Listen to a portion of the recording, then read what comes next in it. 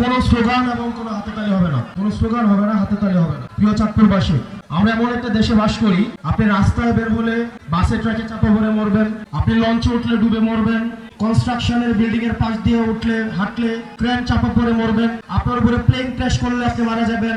এগুলোতে যদি মারা না যান, আপনি কোভিডে মারা যাবেন, ডেঙ্গুতে মারা যাবেন, ম্যালেরিয়াতে মারা যাবেন, চিকিৎসার অভাবে মারা যাবেন। একটা রাষ্ট্র ব্যবস্থা আপনাকে নিরাপদ চলাফেরার অধিকার নিশ্চিত করতে পারে নাই।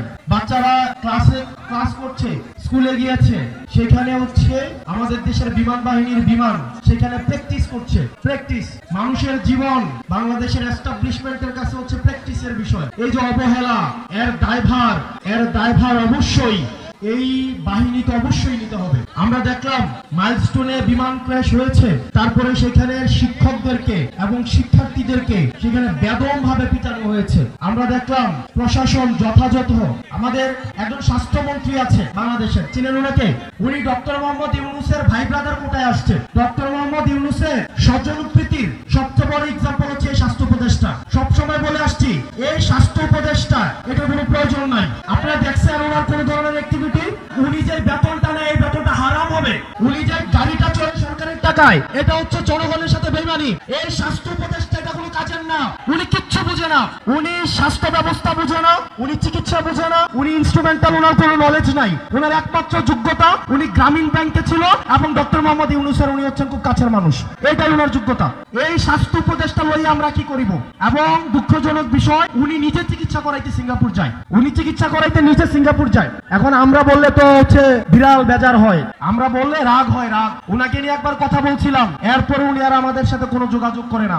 এই স্বাস্থ্য উপদেষ্টার অনীতি বিলম্বে এই জনগণের যে টাকা পয়সা নিয়ে উনি বেতন দিছে, সেগুলো রাষ্ট্র কোষাগারে জমা দিয়ে উনার অনীতি বিলম্বে পদত্যাগ করা উচিত। প্রিয় চাঁদপুরবাসী, আমরা অভ্যুত্থানের পরে রাষ্ট্রটাকে ঢেলে সাজাইতে চাইছিলাম, কিন্তু দুঃখজনক বিষয়, আমাদের স্বাস্থ্য ব্যবস্থাও আগের মতো, আমাদের আইন শৃঙ্খলা ব্যবস্থাও আগের মতো।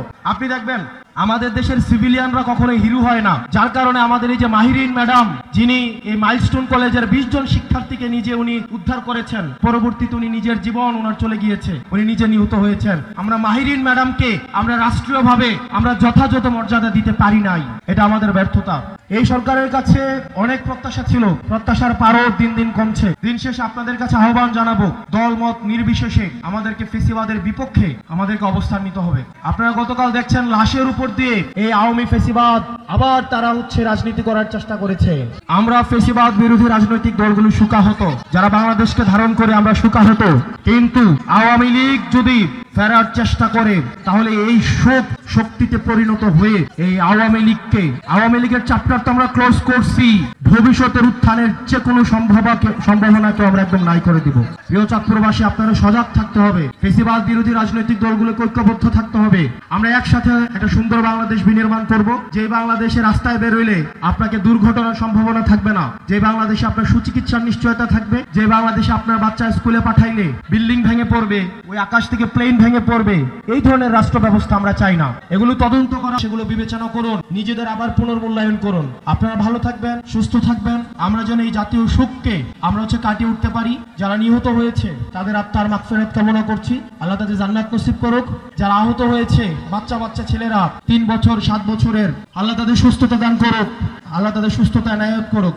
আল্লাহ আমাদের রাষ্ট্রীয় সংকটগুলোকে আল্লাহ আমাদের উত্তরণ করার তৌফিক দান করুক। আপনারা সবাই ভালো থাকবেন, সুস্থ থাকবেন, আমাদের সবার জন্য দোয়া করবেন। আমরা একসাথে একটা সুন্দর একটা বাংলাদেশ বিনির্মাণ করব। আসসালামু আলাইকুম ওয়া রাহমাতুল্লাহি ওয়া বারাকাতুহু।